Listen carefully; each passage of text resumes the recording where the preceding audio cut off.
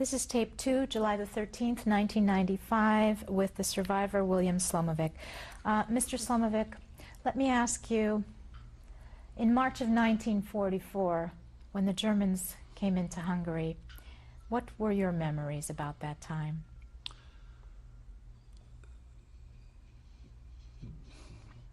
Well,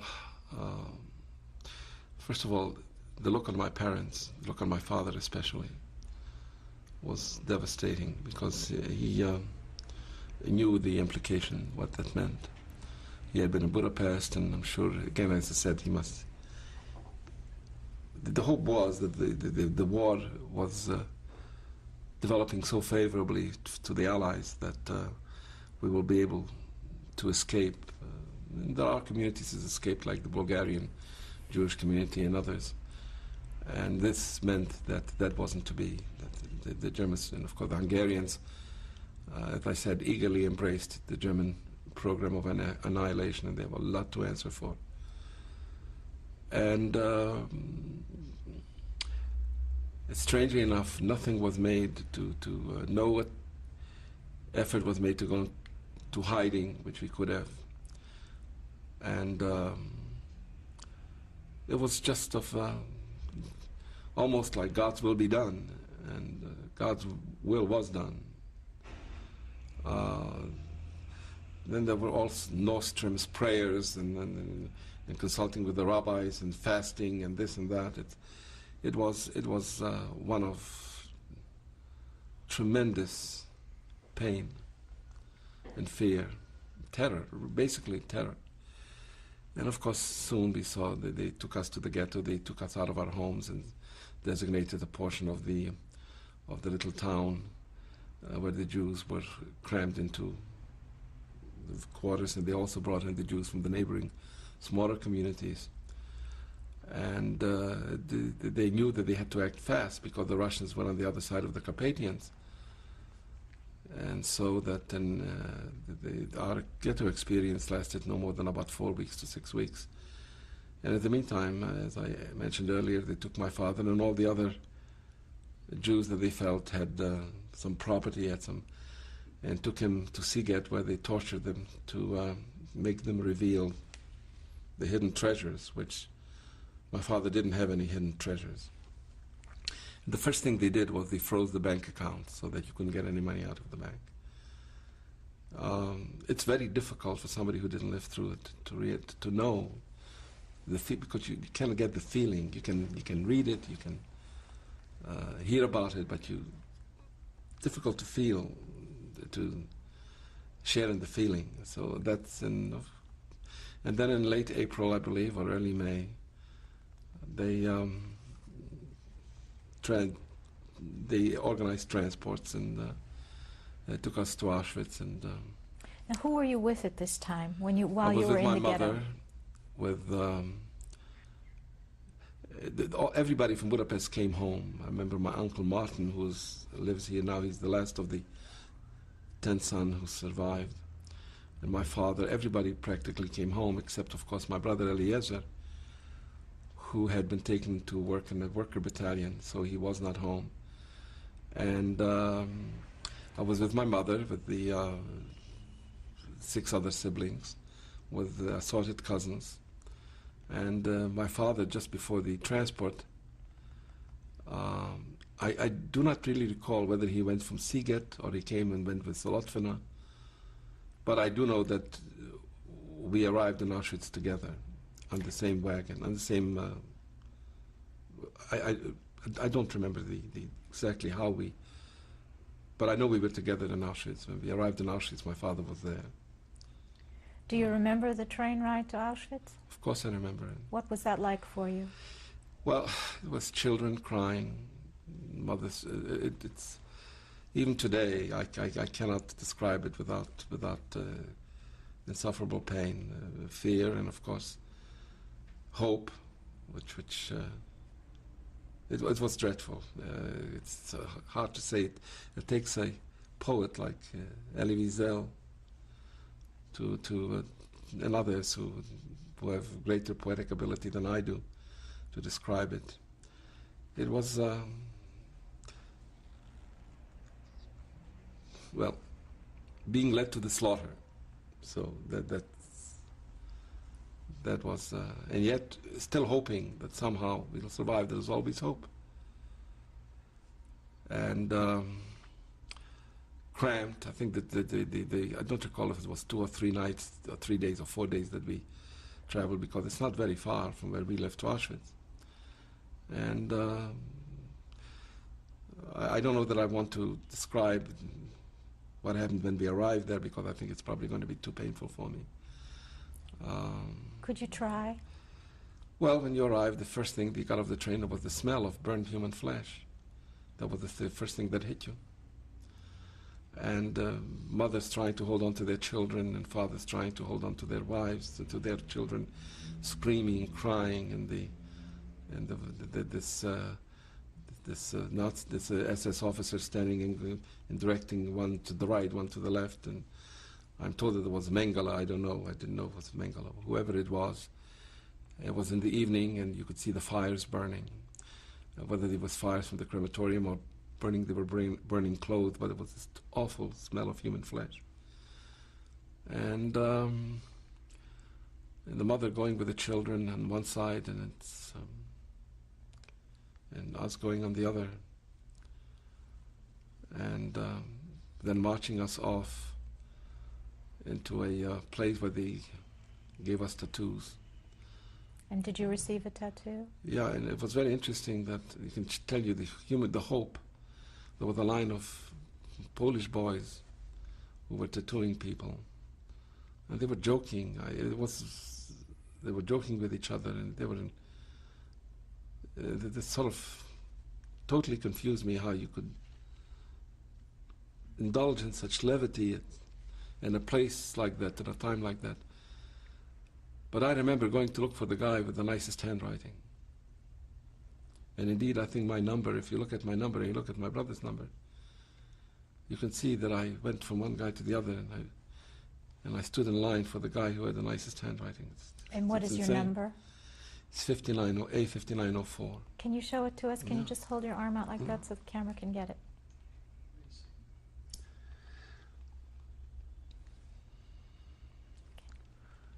And we all had, we were all together except one uncle, his name was Shaya, who fell asleep. Or somehow we lost him.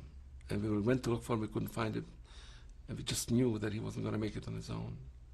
And he didn't. And from Auschwitz, they took us the next day, I believe it was, marched us to Buna, where he... Excuse me, so you actually didn't stay in Auschwitz for any length of time? Certainly not more than 2 or 3 days. But Buna was within walking distance. It took us about, I imagine, an hour, 2 hours, whatever, to walk. And they marched all the Hungarian Jews that just arrived. Those were, they thought, able-bodied to work for the IG Farm.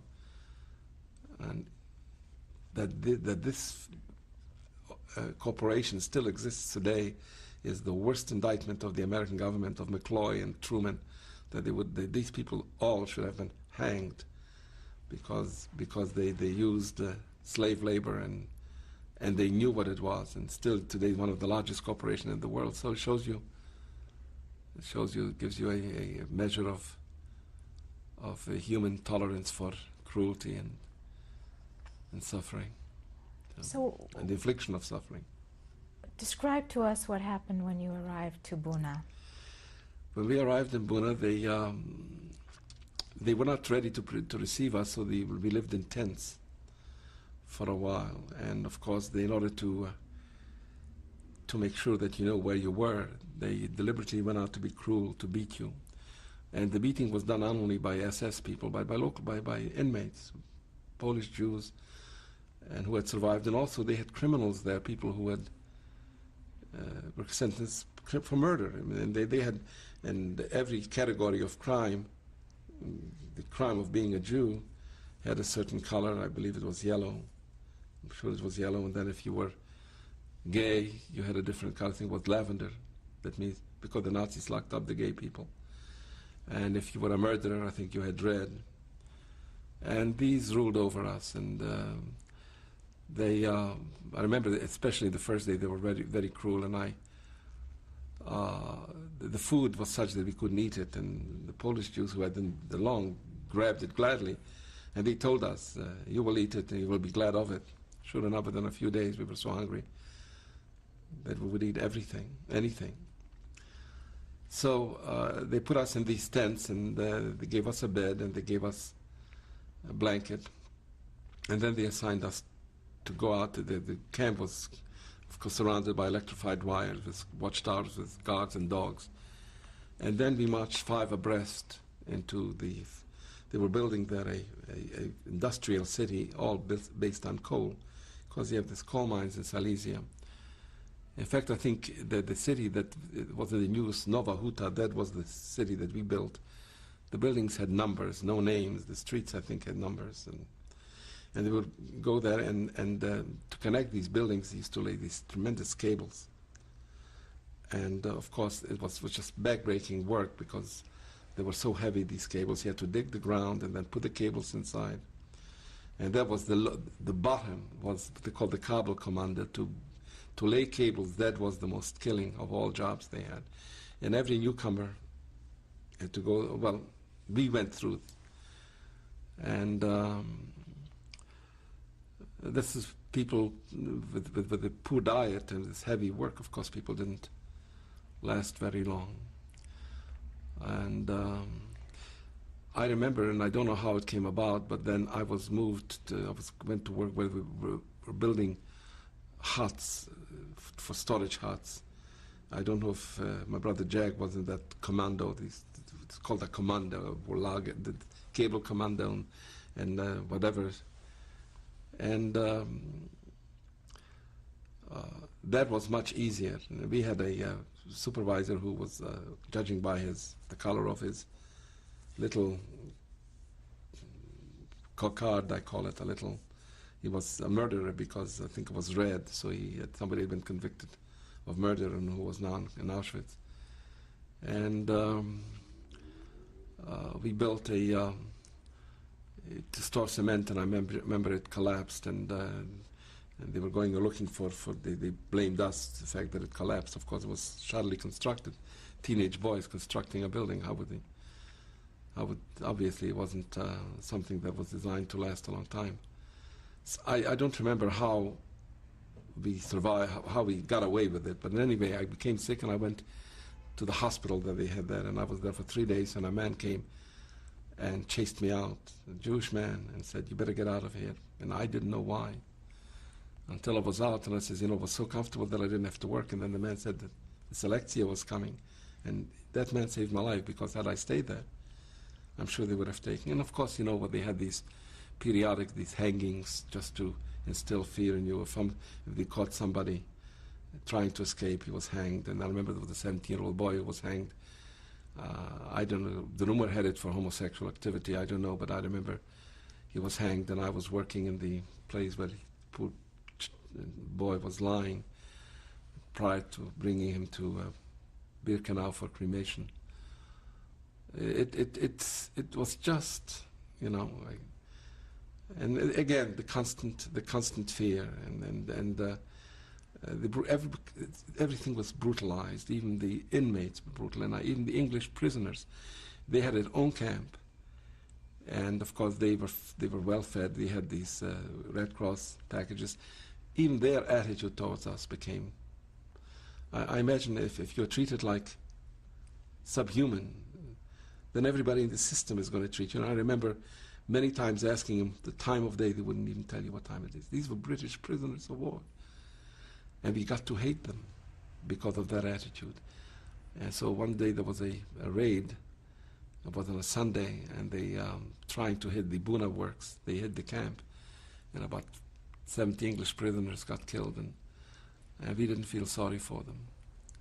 And it showed me what can happen, that in time, the attitude, even, and I'm sure they were decent fellows before they got to Buna, whatever. But this is what the system made of them. And they became really just absolutely unforgivably cruel. When the Nazis took us, when the Russians came, and we could already hear the Russian small arms fire, they stayed behind. They left them behind, but they took the Jews. By that time, it became an obsession with them. And I was with some Jews from Corfu, and they said that when the Nazis, when the Germans evacuated Corfu, they didn't have enough shipping. They could even take either take the Jews or their soldiers, and they left the soldiers behind and took the Jews to be captured and took the Jews. The poor Greek Jews didn't last very long. They were not used to the cold and to the. So they, you know how it was a day. You got up in the morning and you washed. There was a place where you washed, and then you had a cup of gruel and a piece of ersatz bread, and then you lined up 5 in line, and you went out to work in these in the Ige Farm Works in the Buna, and then in the evening you came back. I don't remember how we were fed lunch. I don't remember if we were fed lunch. I know we had breakfast in the evening. You know, the breakfast was a piece of bread with some margarine, which incidentally was made out of coal. You know, could not imagine how you can turn black coal into white margarine, but the margarine was made out of coal. And the bread, of course, had all sorts of sawdust in it, whatever. So. Who were you with at this time now at Buna? I was with my father, I was with Jack, and my Uncle Martin, and my Uncle Eliezer, that's the gentleman whose son reproached him all the time, and his son, and another one, Volvi. Another Volvi, and then with my grandparents had, and my paternal grandparents had 10 sons, no daughters. And we were there it was my father and Eliezer and Chamlai. About 6 of the 10 were there. And I remember it was a mystery to me how my father did it, but my father somehow managed to get some potatoes. And we boiled them because in the wintertime they heated the barracks with steam, so the steam went in on one side and came out of the other. And you had a canteen. If you put the potatoes in the canteen and put it where the steam came out for about 20 minutes, then the potatoes were boiled. And I remember we were the envy of everybody because we had an extra potato. Were you aware at that time of what had happened to your mother and sisters and younger brother? We never said it. We never said it, never once mentioned it to each other. But everybody knew, because others would talk to us about it. Obviously we knew what happened. Where were they? You know, and I remember when we heard news about the invasion of the D-Day, and I happened to be inside working, and an SS officer drove by, and whether I was smiling or whatever, he didn't like the way he came over and he started hitting me. And for some reason I counted the blows, and I counted 52 blows. And I was lucky because he could have just taken out his gun and shot me. Nobody would have. Why? I don't remember what upset him so. But and why I would count. But I did that. And when I told my father about it, he was very upset with me. He said, you know, you just got to keep a low profile. I am not aware that I did anything that would have provoked him. But probably was very upset because it looked like the invasion was succeeding. And he had to do something.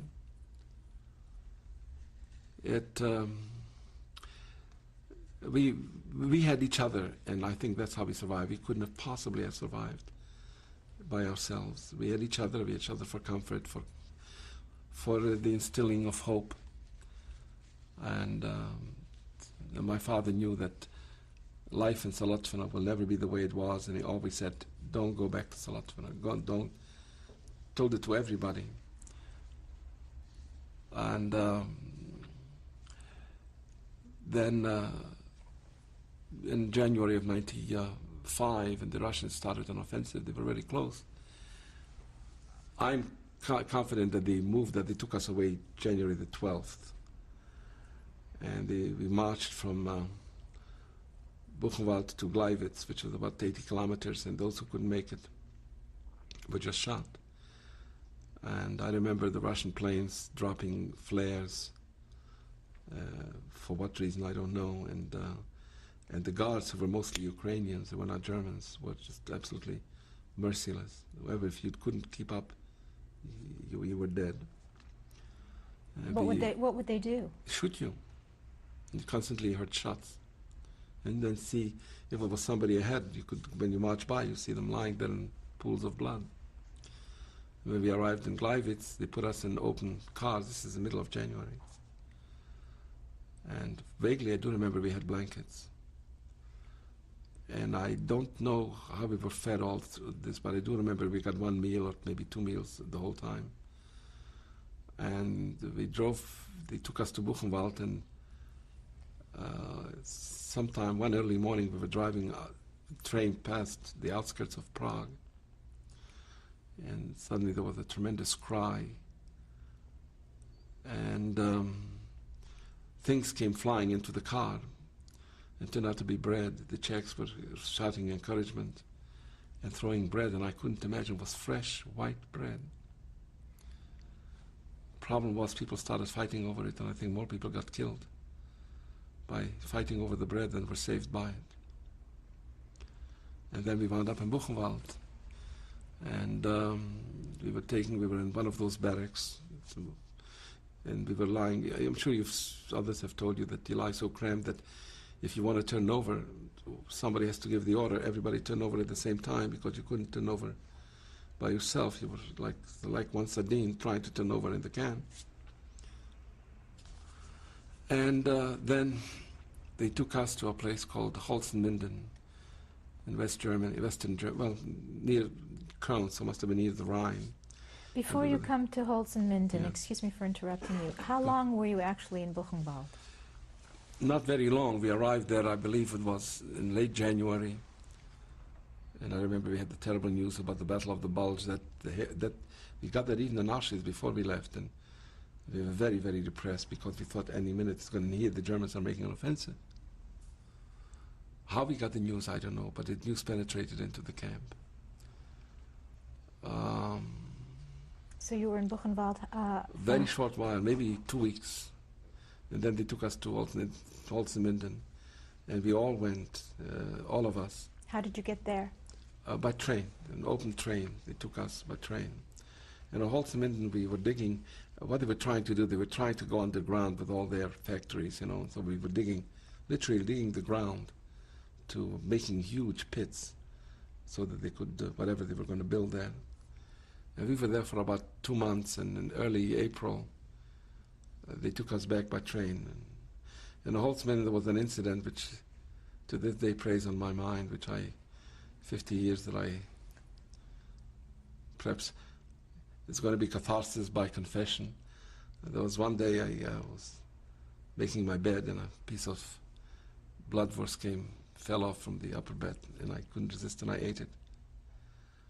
And I felt dreadful about it, because the poor man was looking for it for days.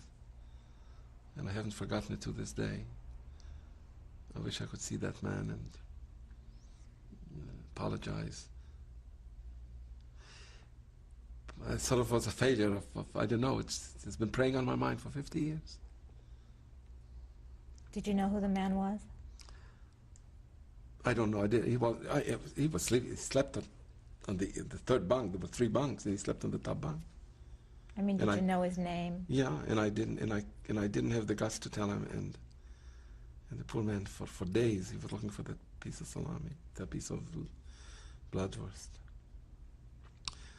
Anyway, they took us back to Buchenwald, and in Buchenwald,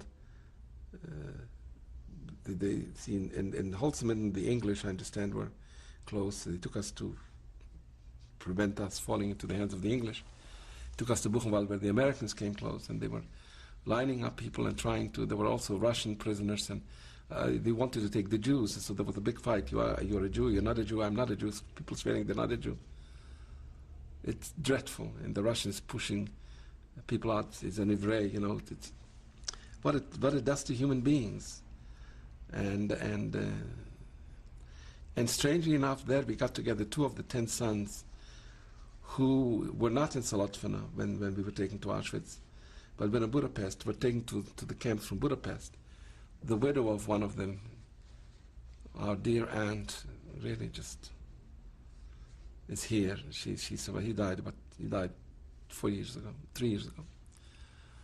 We found them. Somehow, because they brought everybody back close by to Buchenwald. The Jews, they for some, they had an obsession. If they didn't shoot them on the spot, they brought them to Buchenwald. And in Buchenwald there was a fight because they said let the Jews to step out. And nobody was, you're not going to step out if you know you're going to be killed. And so, anyway, we decided one day that they were going to take us and that we couldn't hide anymore. And and it was obvious that I was in no position to go. Jack was in a much better position, and my father was still able to go. So we decided that I was going to hide under the barracks, and whatever happens, happens. Why were you going to hide? Because they were going to I knew they were going to shoot us. How was your health at that time? Well, I was at the end, because obviously I wouldn't have separated from my father if I could have made it. But I still remember my mind was keen, because my father told me if I survive, I shouldn't go back home, but I should try to get in touch with Sam Wiesel. And what sounded to me like Clark Gables, Florida. Of course, it was Colonel Gables. And I wrote Sam Wiesel. Sam Wiesel, Clark Gables, Florida. And he got it. He got the letter. Because I had known. Even Solotfina, you heard what Clark, you saw movies with Clark Gables. So I hid under this was April the 10th, and they left. And I hid under the barracks, and I believe it was the next day, a Nazi officer, a German officer came by with a machine gun, apparently was shooting under the barracks. And I heard him say that he ran out of bullets, he was going to be back. And everybody moved deeper into he never came back. It was the afternoon of the 11th when I heard something which I had never heard before, something strange.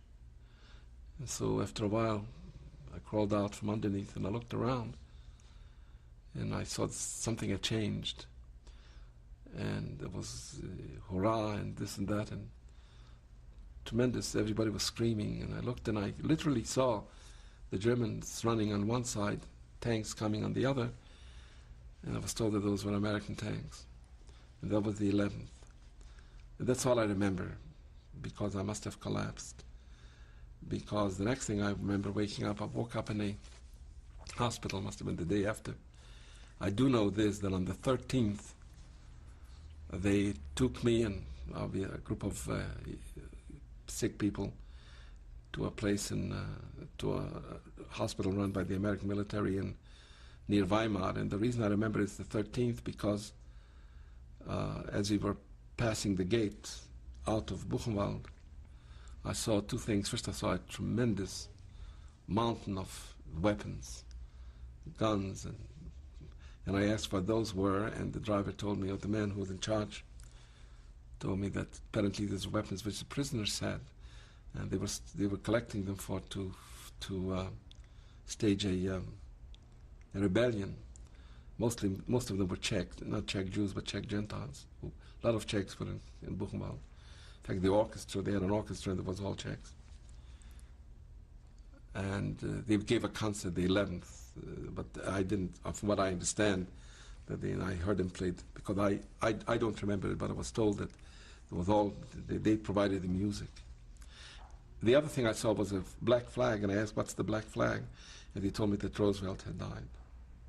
So I remember that it was a Friday. If you check back, you will find that Friday, that April the 13th, 1945 was a Friday. And for that, they took us to a place, and so many kids died. First of all, some of them who overate, some of them who just couldn't eat, and I couldn't eat. I just had no appetite.